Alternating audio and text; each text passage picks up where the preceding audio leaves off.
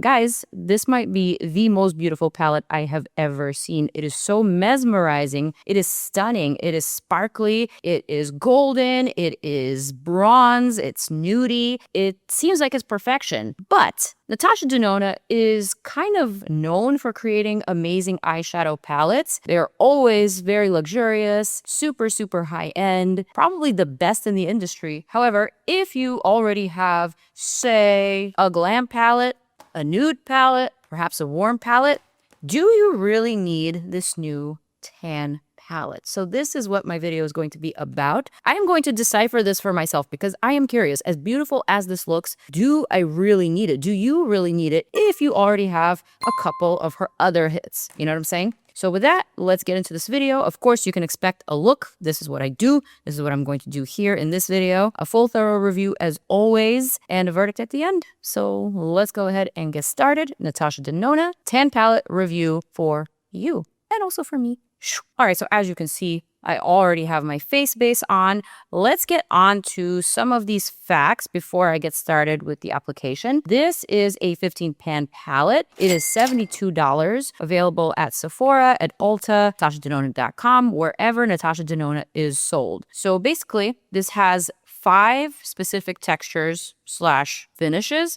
We have sparkling foiled eyeshadows, creamy mattes, silky mattes. The difference between those two is that the silky matte is feather light with a soft focus airbrushed finish, whereas a creamy matte is pan pressed and it gives you that intense pigmented payoff. We also have a metallic, which is finely milled pearls and chroma crystals for that high shine glow. We have the wet effect, glossy multi-dimensional sparkle with an ethereal radiance. And the sparkling foiled, if I didn't mention it, is basically a pure chromatic intensity for a high foiled sparkling type of finish. This palette is actually inspired by Natasha Denona, the woman, her love for Saint-Tropez. And so you can kind of see some of the names in here. The shadow names are named after familiar things that one would find at Saint-Tropez, such as Villa, such as Spritz, Dip, Lazy, things like that. Another cool thing about this palette is that every horizontal row, vertical row, diagonal row, or quad creates a complete eye look. So that kind of makes it really easy. It takes the guesswork out of creating looks. You don't have to think about what works with what.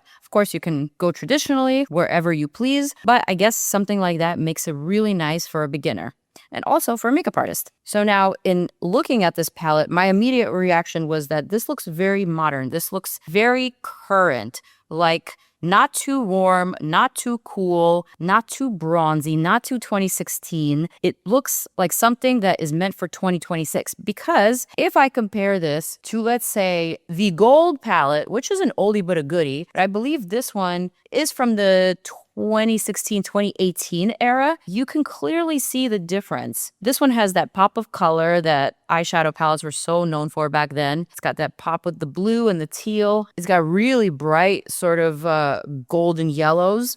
So very different vibe from this. Let's take the I Need a Warm palette, which is essentially the same configuration, the same size, same price. This right here, and don't be confused by the light backdrop that it's on, but the eyeshadows themselves feel like they're a lot warmer, a lot peachier in comparison to this. The nude palette, for example, same configuration. This also feels neutral, but a little bit more daytime appropriate because it has quite lighter shades with the nudes. I see some pinky shades, some variations of nudes, and even the sparkly shades are kind of on the brighter side. Lastly, I'm going to compare it to the Glam palette. Now, the Glam palette, I would say, is probably the closest in comparison because it feels a little bit more neutral than some of the other ones, but I would say that the Glam palette is leaning cooler than this tan palette. Finally, I have a bronze palette, and this one, as you can see, is just a lot richer. It has a lot more of a reddish, brick sort of undertone, definitely a lot more bronzy with the tones. So quite literal when it comes to all of these themes, I would say. The closest one being the I Need a Nude palette, but again, I would still go ahead and say that this is a standalone. It just feels like 2026 to me. All right, without further ado, let me go ahead and let me pile some of this onto my face. Nope, before I do that, and let me plug in those good old swatches once again, just so you could see what I'm talking about. These are so mesmerizing. These feel like something that you would use to play up any day look, any night look, but for a current situation, for the summer or going into fall. I love the fact that a lot of these swatches have a sparkly or a wet glossy type of finish, which I feel is not something that you found in 2018 or back then. So I like the fact that Natasha Denona is constantly innovating, constantly using new formulas, and as she should, as we expect from this brand, because they are so known for creating some of the best palettes. This one, of course, is made in Italy, just like the rest. No difference here. And now I think I'm finally ready to play. First thing I want to do is dip into this shade called Dip. I'm going to use it to kind of pile on a bit of a wing, just sort of lifting my outer corner and creating a shape using a very short, dense PIXI brush. And I'm just piling on and packing on that color and lifting it upwards like that. This is great for lining, for creating that smoky sort of liner. I'm going to bring it to the lower lash line and just very softly and gently blur that out on the bottom. Quickly, same thing on the other side. Blur that out. I always love watching Natasha Denona tutorials on her Instagram, and I notice that she always starts with a liner, not necessarily an eyeshadow liner. Most of the time it's a pencil liner, but I like starting with that initial map out. I think it really helps to keep the shape symmetrical and just clean. Okay, next up, I am going to take this shade right here, which when swatched was very similar to shade Dip. And also, yes, I still have my World Cup nails, country flags on my nails, so don't mind. I'm just going to use this shade to lightly shape the outer socket of my eye, and then a little bit with a brush just for that soft focus finish. I don't know, suddenly my eyes look a little bit more awake. Next, I'm going to take a detailed blending brush. This one is from Sigma. I'm going to go for shade Soft Spot right here. And I am going to apply that to my crease and then also along that wing, kind of elongating the shape and just following that line.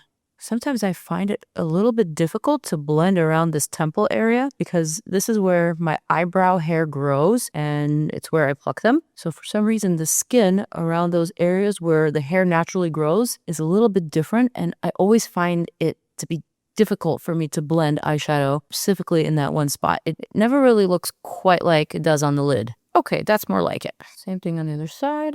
I'm going to take a much larger fluffy brush, dip into shade Paddle. And with this shade, I'm just going to go over everything and just clean it up. Sometimes I go back and forth between the brushes just to make sure everything is seamless and smooth. Then if I want to go back and intensify that wing and kind of follow the pattern and just add more color. Whoa, that's a lot more color. Did not mean to pick up that much. I guess we're going to go with a stronger wing. That's okay. Next thing I want to do is reach for shade Celeste. This looked very high glossy when I swatched it, and so I want to add that directly to my inner corner for that eye-opening bright pop. I'm just using that on my pinky. I think that in itself already looks so pretty. And if you want to just leave it at that, add some mascara, perhaps a darker liner to sharpen it, you would be good to go from here. But of course, I want to test out more shades. I'm going to go into shade Spritz, which was the most interesting one. Again, just picking it up on my finger. What's cool about this one is that it has a tan brown sort of base. I would say this is the hero shade of this palette. And then on top of the base, it is just packed with gorgeous golden sparkle. So this just feels like one of those standalone types of eyeshadows. In case you want a one and done eyeshadow, this would be the one. And just like I thought, it is absolutely stunning. This is definitely the shade that reminds me of summer, most certainly the beach, French Riviera. This would look so good with like a slick back, almost wet kind of hair with a simple white tank dress and sun-kissed skin. Ooh, I'm obsessed. It's just so pretty. It is so pretty, I have to show you a close-up because this one really got me. Isn't it stunning? Up close? I mean, it's stunning from far away as well. I can see my monitor that it's doing what it needs to do. But up close or in real life, I feel like some of these nuances can't really be picked up by the camera. And with all these lights going on, it's just like hard to really appreciate how beautiful and how well thought out this shade is. I know I'm talking about an eyeshadow shade, but it just feels that special to me, you know? All right, on that note, I am going to add a little bit of liner. This is Natasha Denona Taupe, I believe. Yes, Taupe is the name. This is one of my absolute favorite eyeliners for the waterline in case you don't want to go too extreme. If you don't want to do brown or black, this is a nice softer kind of brown that still really gives that nice frame to the eye, but without drowning it out, you know?